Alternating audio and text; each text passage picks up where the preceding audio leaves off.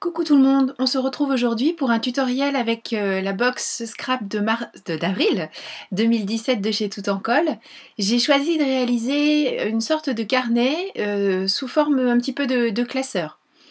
J'ai pris une des feuilles de papier Maya qui sont fournies dans la box, ma clé au colle, puisque je voulais une colle suffisamment solide pour pouvoir en fait faire adhérer le tissu à cette feuille de papier Maya.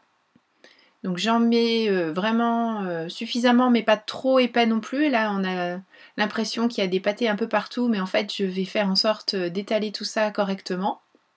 Donc il faut travailler suffisamment vite pour que la colle, bien sûr, reste efficace partout, mais suffisamment bien pour éviter d'avoir des cloques, des boursouflures, des choses pas très jolies par la suite. Donc voilà, ma colle est bien étalée. Je pose mon tissu par-dessus la feuille. Et je fais en sorte de chasser toutes les bulles d'air de manière à bien faire adhérer ce tissu sur mon papier. Et là où il y a éventuellement des petits manques, je reprends mon pinceau et je fais les finitions. Une fois que tout est sec, je peux découper le tissu qui dépasse sur les bords du papier. Et de l'autre côté, je vais pouvoir couper le papier avec le tissu de manière à avoir des choses bien droites, bien propres. Et pour les dimensions, en fait, je fais un petit peu au pif. Pour l'instant, je vais laisser toute la hauteur de ma 21. Par contre, en largeur, je finis à peu près avec 26 cm. Vous voyez, en fait, je me base sur ce que me propose le tissu avec la feuille et je prends mon support de découpe. Je me fais aider des petits traits qui sont sur ce support. Et je découpe tout simplement au cutter et au réglé pour avoir quelque chose de bien net. Je vais maintenant plier en deux en marquant le pli, même si après je vais faire en sorte que ce pli disparaisse. Et avec un réglé, toujours, je vais tracer des petits ronds qui vont me permettre d'utiliser ma crocodile pour ensuite pouvoir passer les anneaux. Donc là, j'ai fait des repères à peu près à 5 cm de chacun des bords, sachant que de toute façon après vous allez voir je vais modifier la hauteur puisque je le trouve trop haut par rapport à la largeur. Avec la crocodile, je peux percer bien sûr les deux épaisseurs et de papier et de tissu en même temps. Donc comme c'est du tissu, ça a tendance à s'effilocher un petit peu, mais il n'y a vraiment pas de souci. Là je ne vais pas poser d'œillets, mais on peut bien sûr poser des œillets. Je vérifie que ce que je suis en train de proposer est jouable. Donc c'est bon, on pourra faire ce que j'avais en tête. J'arrondis les angles tout de suite, alors c'est pas très utile puisque de toute façon je vais remodifier la hauteur. Mais en fait, comme beaucoup de projets, je suis partie avec une idée précise. Et puis au fur et à mesure de la réalisation, d'autres idées sont venues ou des inconvénients techniques sont venus contrecarrer un peu ce que j'avais en tête. Donc comme souvent, bon, voilà, on part avec une idée et elle évolue au fil de la réalisation. Ici j'ai pris un papier de brouillon pour simuler les petites feuilles que je mettrai ensuite dans mon carnet. Donc j'installe les deux anneaux, j'installe également donc cette feuille. Parce que comme quand on réalise un classeur, hein, vous savez que quand les feuilles sont en bout d'anneau, elles ont tendance à vouloir dépasser de la couverture. On ne fait pas des feuilles qui font la taille de la couverture, puisque forcément sinon on a des soucis. J'ai donc fait un petit repère au ciseau. J'aurais pu enlever la feuille, mais bon, comme ça me permettait de couper et puis de vérifier tout de suite si les prises de mesure étaient bonnes, et c'était le cas. Je peux donc maintenant enlever cette feuille et comme je vous le disais, je vais revoir un petit peu mon idée par rapport à la hauteur. Et au final, mon carnet fait 16 cm de hauteur. Je redécoupe un petit peu ce qui va me gêner après. Et puis je fais en sorte que ce soit la même chose en haut et en bas tant qu'à faire, même si après je vais cacher tout ça avec du papier, je veux quand même faire en sorte que ça soit un petit peu joli. Je ressors ma clé au colle, mais cette fois-ci en format plus petit. Et j'en mets un petit peu partout sur les deux rabats. Alors j'aurais pu couper aussi, mais j'aimais bien cette idée que les rabats allaient un petit peu renforcer ma couverture et faire quelque chose d'un peu solide entre guillemets, et surtout d'avoir à nouveau cet effet jean à l'intérieur. J'ai donc découpé dans le papier Maya des rectangles de la taille qui a été définie par les mesures que j'ai prises tout à l'heure. Mes rectangles font donc 9,7 à peu près en largeur, et en hauteur ils font 15,5. J'ai arrondi les angles avec ma corner jumper, et maintenant je vais faire des repères avec les anneaux qui sont en place dans le carnet pour pouvoir ensuite faire les trous dans les petites feuilles et les insérer facilement dans mon futur carnet. Donc je me mets en face, enfin, sur la couverture, je ne fais les repères que sur une des petites feuilles. Avec un crayon, je trace. Ensuite, je vais régler la longueur de coupe, enfin de perçage de ma crocodile, de manière à être sûre de toujours avoir la même distance, je vais y arriver, entre le bord de ma feuille et les trous que je vais percer, et ça pour toutes les feuilles, sans avoir besoin de refaire des traits, ou enfin voilà, de remettre des repères.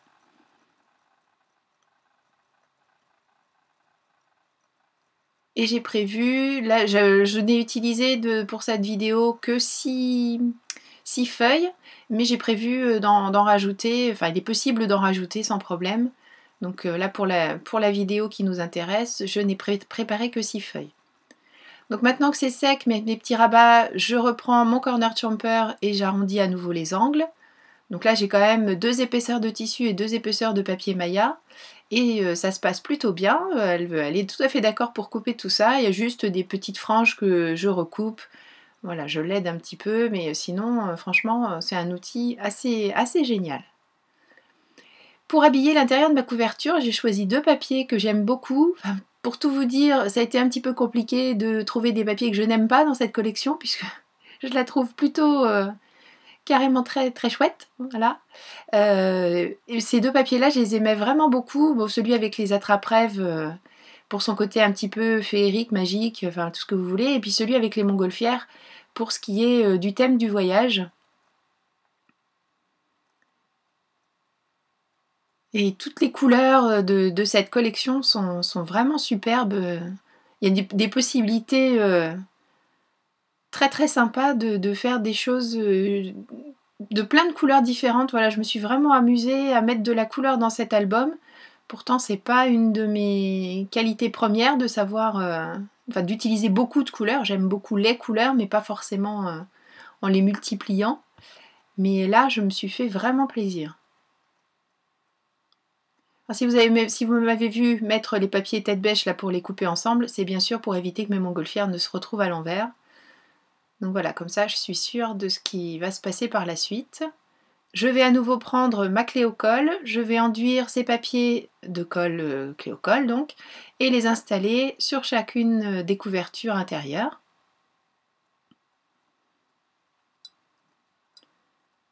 Et je vais ensuite pouvoir rajouter une petite languette au milieu de manière à cacher un petit peu la jonction entre les deux papiers différents. Et puis faire quelque chose de propre, je n'aurai plus qu'à reprendre ma crocodile pour refaire les trous de manière à bien sûr pouvoir passer les anneaux.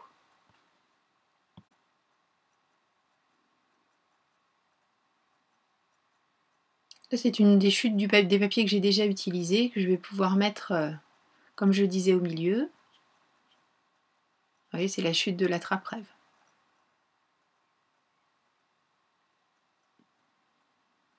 Donc c'est collé bien de travers tout ça, mais je vais m'en apercevoir suffisamment rapidement pour remettre de l'ordre dans tout ça. Voilà, c'est beaucoup mieux quand même quand c'est plus joliment réalisé. Et je reprends la crocodile pour refaire les trous.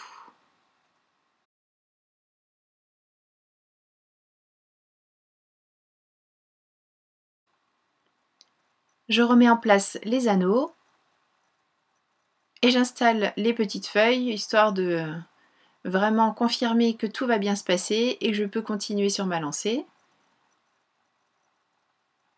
J'aime bien cet effet avec juste 2 anneaux de pouvoir réaliser comme un petit classeur. En les passant sur l'intérieur comme ça, je trouve ça vraiment sympa. Pour habiller la couverture, je prends ce die de découpe, cet ensemble de die de découpe qui fait des petites coutures qui s'entrecroisent. Je prends à nouveau un des papiers que j'adore. Je refais une autre découpe avec un rectangle plus petit dans ce papier avec des petits cœurs que je vais associer au premier que j'ai découpé. Et je vais faire un petit montage d'étiquettes. Je vais coller également le cœur en bois, un des cœurs en bois qui reprend le motif diamant de ce qu'on peut trouver dans le papier, dans le pad de papier.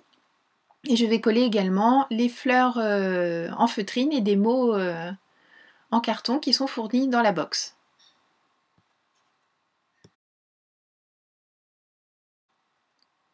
Pour coller tout ça sur ma couverture, j'utilise ma colle à pointe fine Rayer qui fait très très bien le job, il n'y a pas de souci, ça lui pose aucun problème. Je voulais absolument utiliser mon tampon à bande, le tampon bande de caractère, vous savez, c'est ce gros tampon où on écrit ce qu'on veut en faisant tourner les petites bandes avec les différentes lettres de l'alphabet dessus. Et je l'ai trop bien rangé, je pense, impossible de remettre la main dessus.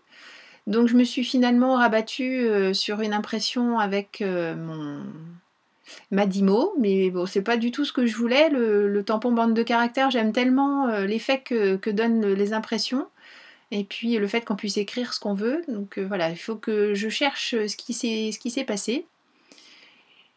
J'espère que je ne l'ai pas prêté, et que si c'est le cas, je ne sais plus du tout à qui, donc oh, j'ai que des copines sympas, il reviendra.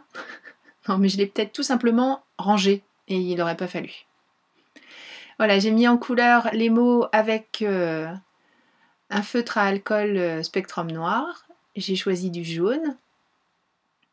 Et à nouveau, ma colle à pointe fine pour mettre tout ça en place sur le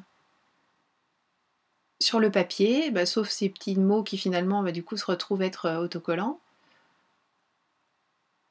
Je suis vraiment déçue parce que ça fait pas du tout le même effet que si j'avais utilisé mon joli tampon. Mais bon. Si je voulais que la vidéo puisse vous parvenir à temps, il fallait prendre une décision. À nouveau de la colle à pointe fine pour coller le papier sur le tissu.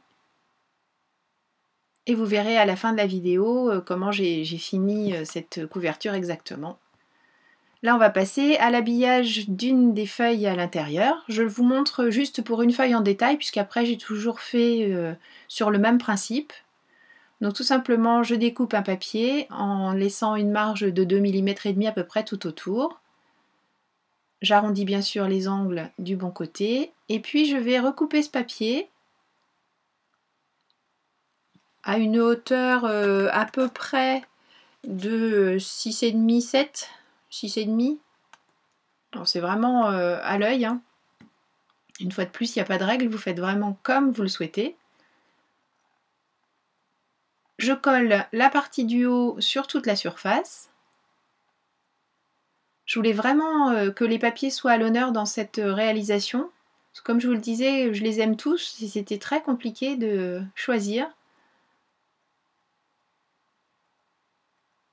Et celui-ci, je le colle uniquement sur 3 parties.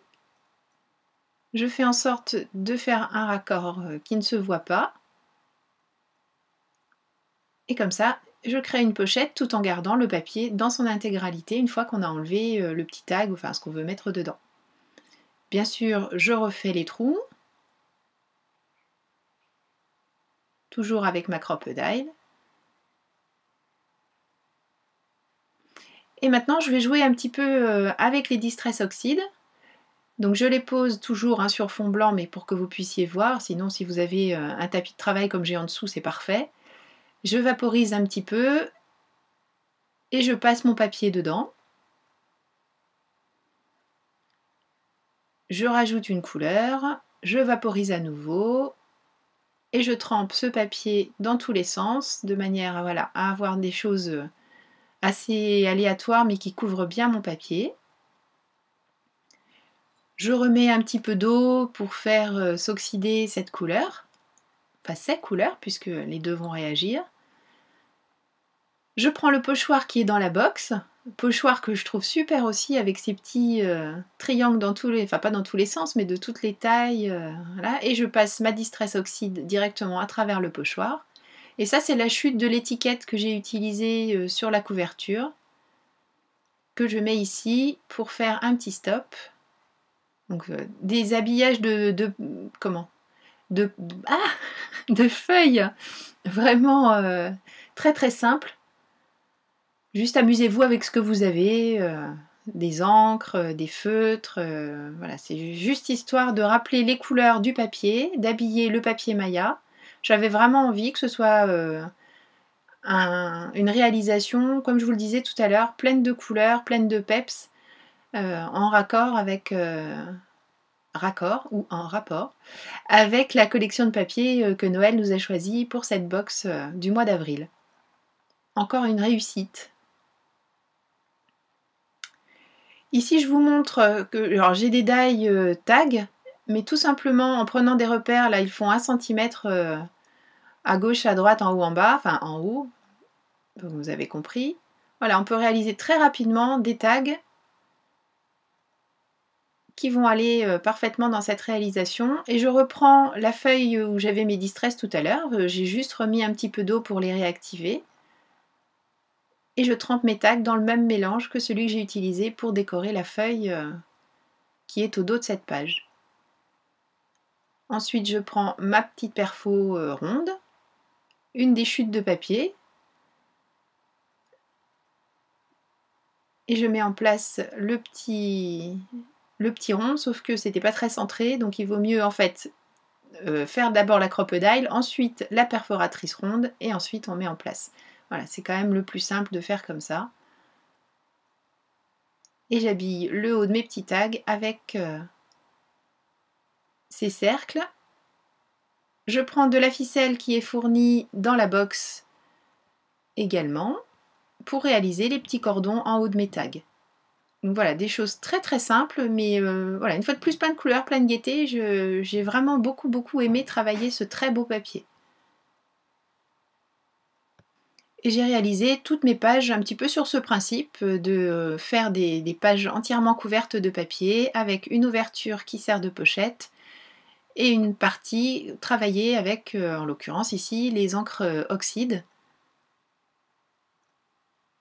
Voilà, je vous fais faire une petite visite, l'album est terminé. Ah oui, au dos, j'ai utilisé les oxydes parce qu'elles couvrent très très bien le tissu, sans s'en aller, ça ne bouge absolument pas. Vraiment, je fais des découvertes fantastiques avec ces encres, elles sont parfaites. À l'intérieur, on retrouve une des étiquettes de la box, parce que pour mettre à qui on offre ce petit album, ça peut être carrément sympa. Ici, je n'ai laissé qu'un des 2 tags que j'avais fait, parce qu'on va retrouver l'autre un peu plus loin dans l'album. Et vous voyez, j'ai travaillé donc toutes les petites feuilles de la même manière, soit 2 pages ancrées se répondent, soit 2 pages avec du papier. Enfin, je me suis fait plaisir, j'ai ancré les bords de mes papiers toujours à la Distress Oxide. Vous voyez sur cette feuille là où il est écrit merveilleux, on a vraiment cet effet de brouillard, de cocon, de douceur. Vraiment, j'adore. Et j'ai joué comme ça avec les couleurs pour faire en sorte de bien répondre à ce beau papier. Ici, le petit cactus en bois qui est fourni dans la box n'est collé que sur le bas pour servir de stop. Là, pour rompre un petit peu avec les choses répétitives, j'ai fait une pochette sur la droite et un stop en bas. Et puis, au lieu de faire un tag comme celui qui est à gauche, j'ai fait un grand tag avec les coins arrondis. Ici à nouveau une pochette comme sur la première page et là également, mais dans les couleurs complètement différentes.